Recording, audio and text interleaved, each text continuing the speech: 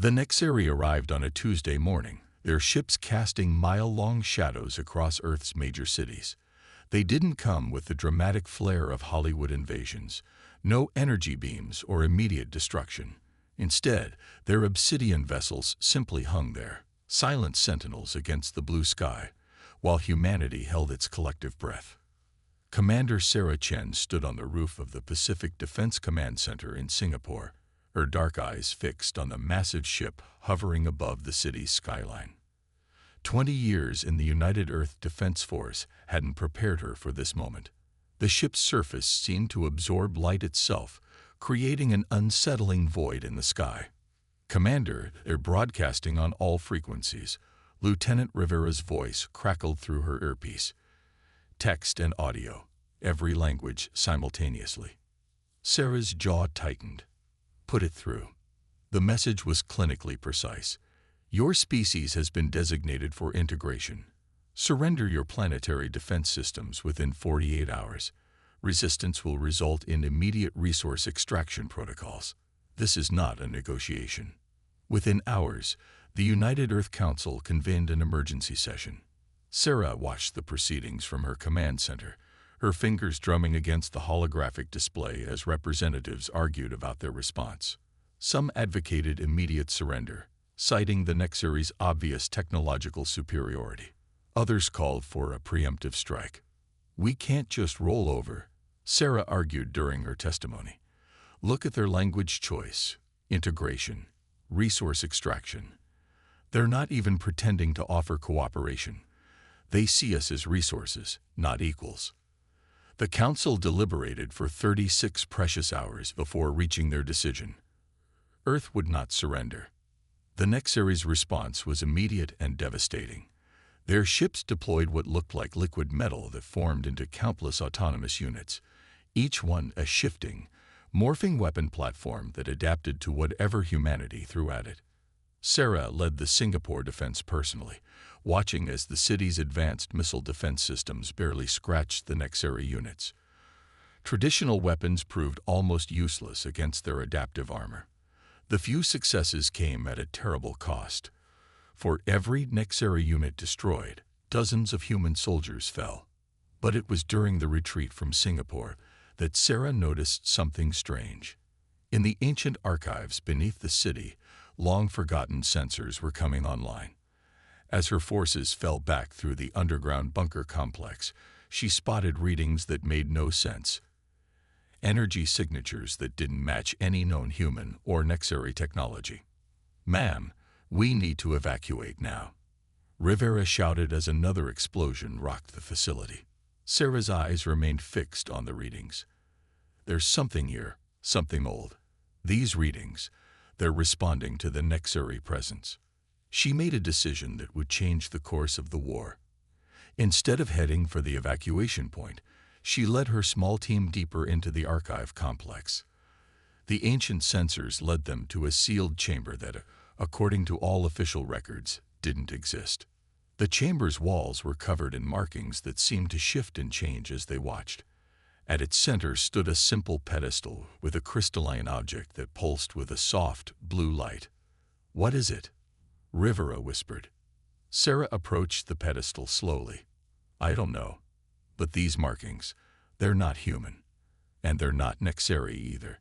The crystal's pulsing synchronized with her heartbeat as she got closer. She could feel something reaching out, not to her body, but to her mind. Images flashed through her consciousness: ancient battles, other worlds, and creatures of pure energy defending against threats from beyond the stars. "Commander," Rivera's voice seemed distant, "we're picking up multiple Nexari units converging on our position." Sarah reached for the crystal. The moment her fingers touched its surface, the entire chamber hummed to life. The markings on the walls began to glow with an intense blue light, and she heard a voice in her mind. Not in any human language, but she understood it perfectly. "The Guardians left us here for this moment," the voice said. "But choosing our power comes with a price. Are you willing to pay it?" Above them, Singapore was falling. Across the world, other cities were suffering the same fate. Humanity's best weapons and bravest soldiers were failing against an enemy they couldn't hope to match with conventional weapons. Sarah Chin, commander in the United Earth Defense Force, made her choice. Yes, she said. The crystal shattered in her hand, and the light that had been contained within it flowed into her body. As consciousness faded, she heard the voice one final time. Then let us show the Nexari why this world has never been successfully invaded. The battle for Earth was about to change dramatically, but victory would require sacrifices that would haunt humanity for generations to come. Sarah Chen opened her eyes to a world transformed. The underground chamber had become a nexus of swirling energy, streams of blue light coursing through the ancient markings on the walls. But the true transformation was within her. Knowledge flooded her consciousness. The history of a cosmic war that had raged for millions of years, fought by beings that defied human comprehension. The Sentinel, as the ancient consciousness called itself, had been waiting. Earth wasn't just another planet. It was a fortress, one of many sealed by an ancient race called the Predecessors. They had fought the same enemies that now called themselves the Nexari, though they had worn different forms then. Commander, Rivera's voice cut through her revelation. They're breaching the outer doors. Sarah stood, power thrumming through her veins. Let them come. When the Nexari units burst through the chamber doors, they faced something their adaptive algorithms couldn't process. Sarah raised her hand, and pure energy cascaded from her fingers, transforming the air itself into weapons. The Nexari units, for the first time since their arrival, retreated. What are you? Rivera whispered, staring at his commander with a mixture of awe and fear. I am the Sentinel's voice, Sarah replied, her own voice overlaid with harmonics that made the air vibrate. And this invasion ends now. Above ground, the situation had deteriorated further. The Nexari had begun their resource extraction, their machines tearing into the earth, while their weapons kept the remaining human forces at bay. But as Sarah emerged from the underground complex, the tide began to turn. The Sentinel's power worked through her in ways that defied physics as humanity understood it. She could see the quantum strings that held reality together, could pluck them like a musician to create effects that seemed like magic. The Nexari's adaptive armor meant nothing when she could simply alter the fundamental forces holding their molecules together. Word of her abilities spread quickly through the resistance networks. Within hours, military commands worldwide were requesting her presence. But the Sentinel's knowledge came with understanding. This power couldn't be everywhere at once. We need more, she told the emergency session of the United Earth Council. The Sentinel can awaken more Guardians, but each awakening requires a volunteer. And the price? She paused, the weight of her knowledge heavy in her voice. The price is that you cease to be entirely human. The council chamber erupted in debate. Some called it an abomination, a violation of human nature itself. Others saw it as their only hope for survival. Through it all, Sarah stood silent, the Sentinel's presence in her mind, showing her glimpses of similar debates on countless other worlds throughout history. General Williams, the highest-ranking military officer left alive, stepped forward. What exactly do we lose? Parts of your humanity become replaced with the Sentinel's essence, Sarah explained. You retain your memories, your core personality, but you become something more, and something less. You become a weapon, bound to the defense of Earth until death. Despite the cost, volunteers came forward. The first was Rivera, loyal to the end.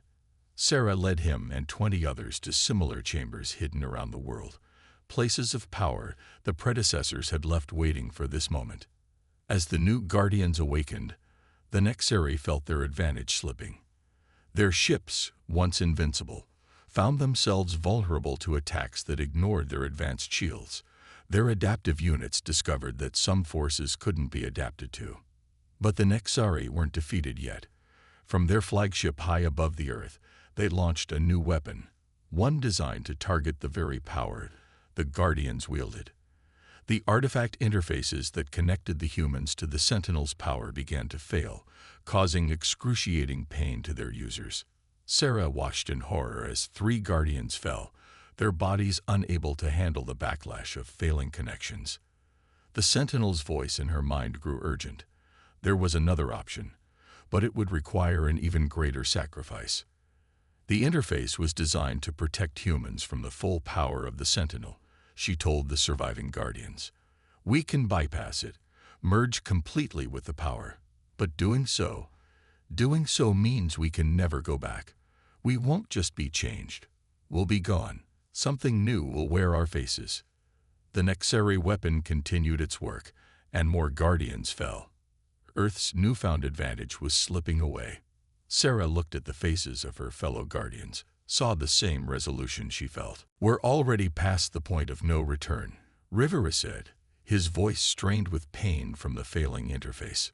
Whatever we become, we do it for Earth. Sarah nodded and reached for the full power of the Sentinel, preparing to lead her Guardians in a transformation that would rewrite the very essence of their beings. The war for Earth was entering its next phase, but the cost of victory was growing steeper by the moment. As she began the process, a new message arrived from the Nexari ships.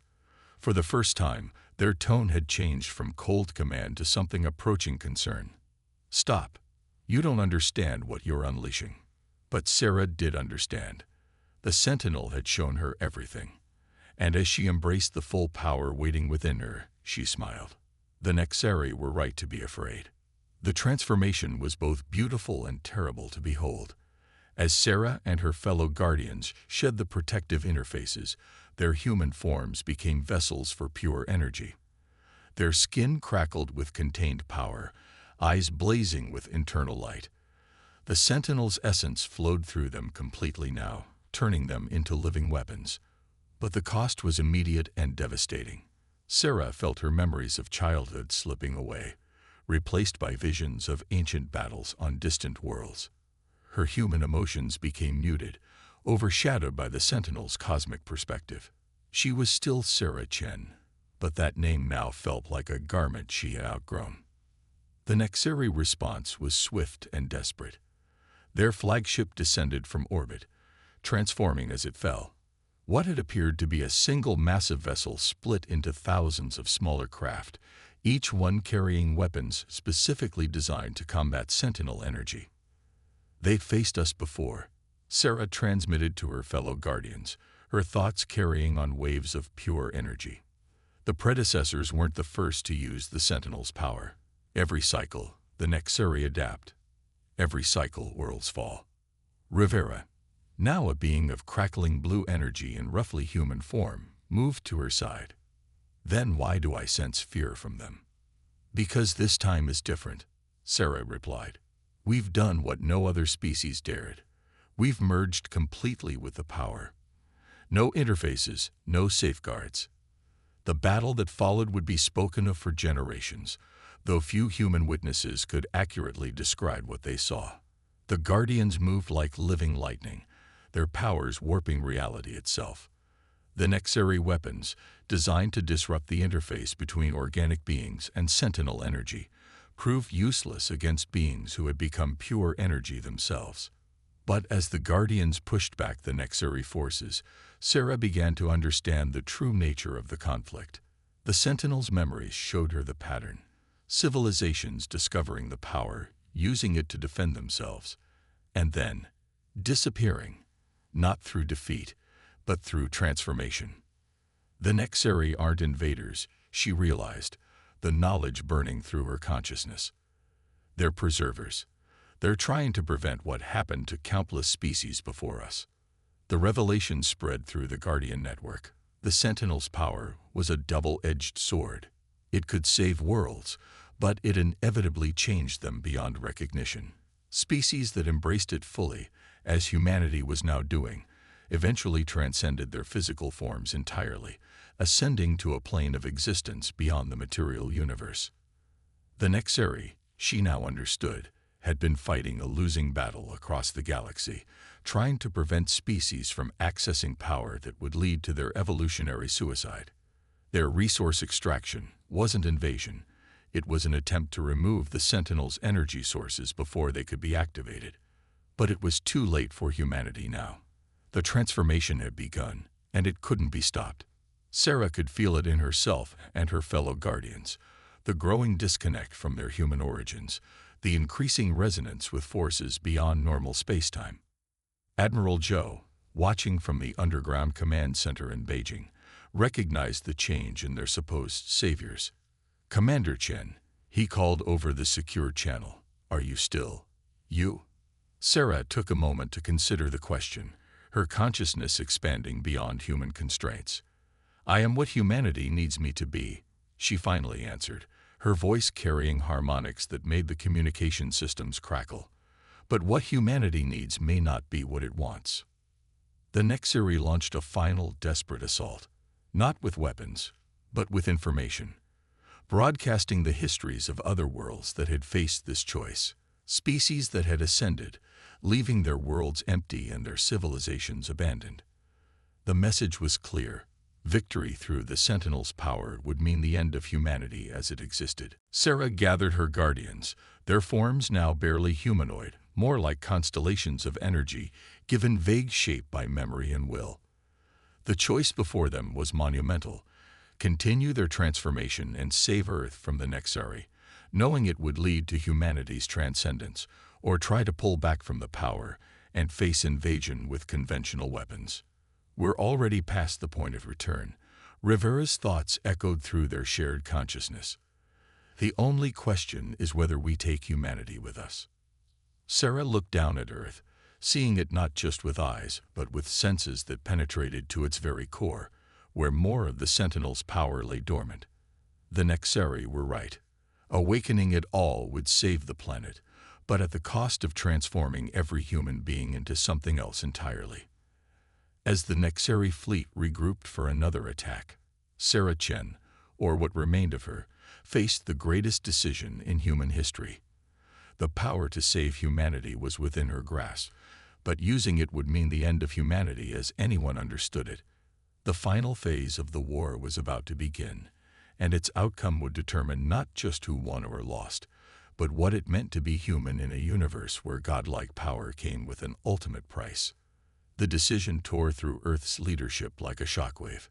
The truth about the Sentinel's power, that it offered survival at the cost of transcendence, divided humanity.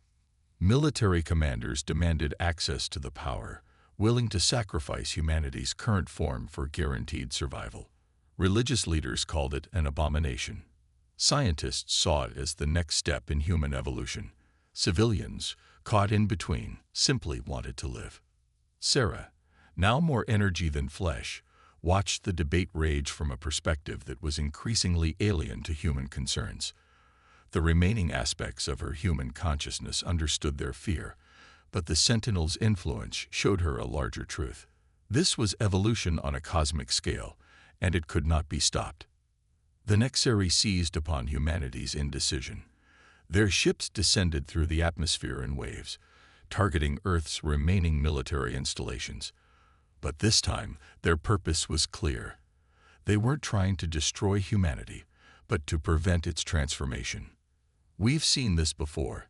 Their broadcast echoed across all frequencies. Thousands of civilizations, all lost to ascension. The universe becomes emptier with each transformation. We cannot allow another species to disappear. From her position high above Earth's atmosphere, Sarah watched the assault with senses that perceived not just physical reality, but the quantum threads of possibility itself. The Nexari were telling the truth. Their ships carried weapons designed to sever the connection between organic life and Sentinel energy, to force humanity back to its original state. Rivera, his form now a swirling constellation of power, with only the faintest suggestion of human shape, moved through space beside her. "They're afraid," his thoughts resonated through the Guardian network. "Not of us, but for us." The breaking point came when the Nexari deployed their ultimate weapon, a device that began to drain the Sentinel's energy from Earth's core itself. The effect on the partially transformed Guardians was immediate and agonizing. Sarah felt the power within her fluctuating, threatening to tear her apart at the quantum level. But the weapon had an unintended consequence. As it pulled at the Sentinel's energy, it awakened something deeper, ancient defenses buried beneath Earth's crust, placed there by the predecessors. The ground began to shake worldwide as massive structures, dormant for millions of years, started to rise. "They're forcing our hand," Sarah transmitted to both the Guardian Network and Earth's remaining leadership. "If those structures fully activate, the transformation will affect everyone on Earth, not just the Guardians. We have minutes to decide humanity's fate." The Nexari recognized the danger.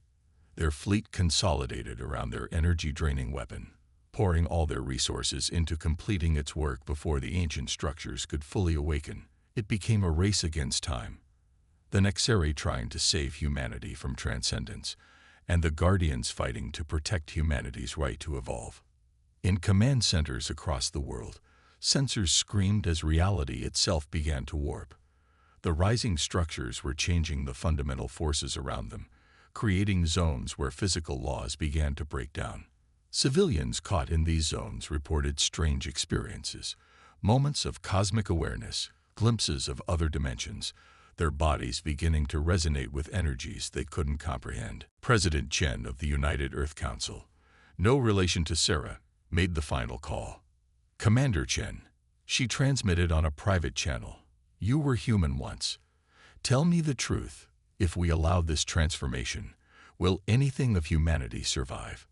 Sarah paused, forcing her consciousness to focus on human concepts and language.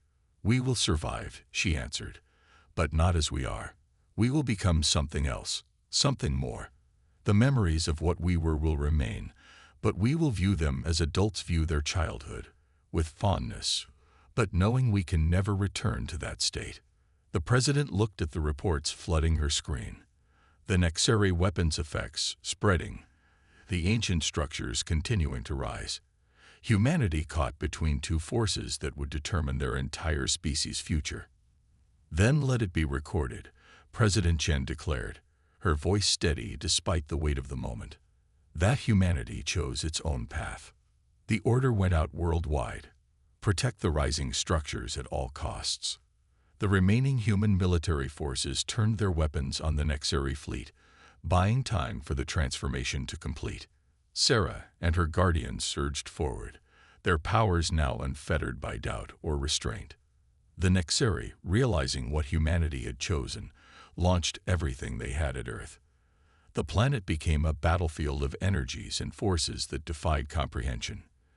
The ancient structures rose higher, their surfaces covered in symbols that matched those from the chamber where Sarah had first encountered the Sentinel's power.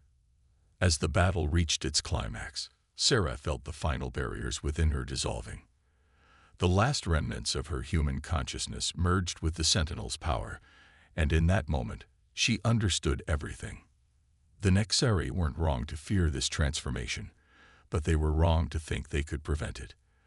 The universe itself seemed to hold its breath as humanity approached its breaking point. The next few moments would determine not just the outcome of the war, but the very nature of what humanity would become. The transformation of Earth began not with a bang, but with a ripple, a wave of energy that spread from the ancient structures across the planet's surface. As it passed through each human being, it carried with it a choice: embrace the change or remain as they were. The Sentinel's power, Sarah realized, had never been about force. It was about potential. The Nexari witnessed something unprecedented. Instead of a uniform transformation, humanity split. Some chose to remain human, their bodies and minds rejecting the offered power. Others embraced it, their forms beginning to shift and change. It wasn't the total transformation the Nexari had feared, nor the complete preservation they had fought for. It was something entirely new. Sarah, now existing as much in dimensions beyond human perception as in normal space, understood the true significance. This is why Earth was chosen. She communicated to both her fellow guardians and the Nexari fleet. "We're not following the path of the predecessors. We're forging our own." The Nexari fleet hung motionless in orbit, their energy-draining weapon powerless against this unexpected development. Their commander, speaking directly to Sarah for the first time, transmitted, This is impossible. The power cannot be partially accepted. All previous species were not human. Sarah interrupted, her consciousness expanding to encompass the entire battlefield.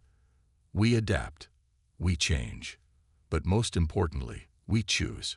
Across Earth, the division became clear.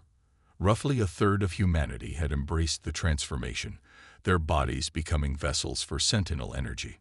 Another third had rejected it entirely, remaining fully human. The final third existed in a state between, able to channel portions of the power while maintaining their human form. President Chen, who had chosen to remain human, stood in the United Earth Council chamber, watching holographic displays of the transformation. "What happens now?" she asked, her voice carrying across all channels.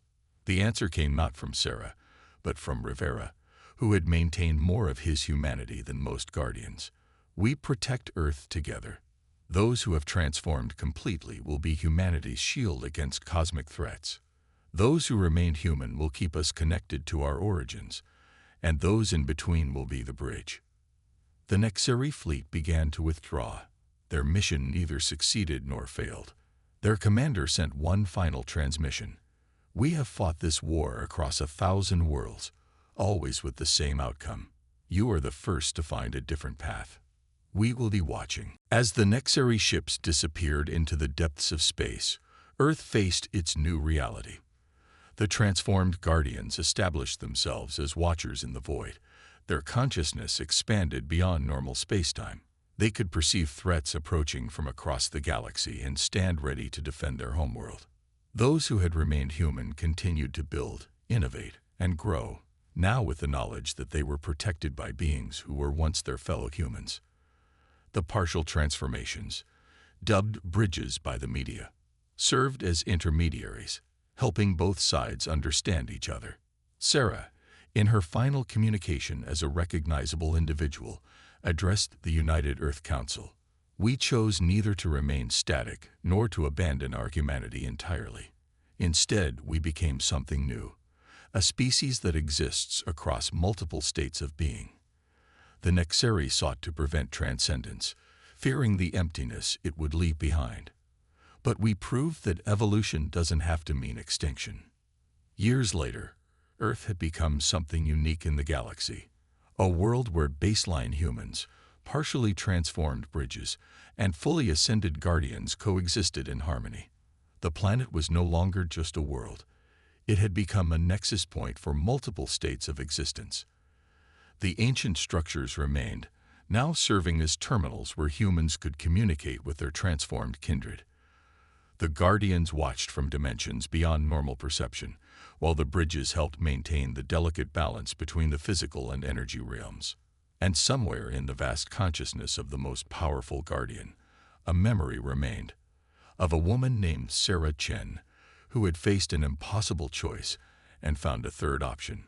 She had helped humanity prove that evolution didn't have to mean losing oneself entirely. It could mean becoming more while remembering what you were. The Nexeri never returned to Earth, but their ships were occasionally spotted at the edges of the solar system, observing. They had come expecting to prevent another species from disappearing into transcendence.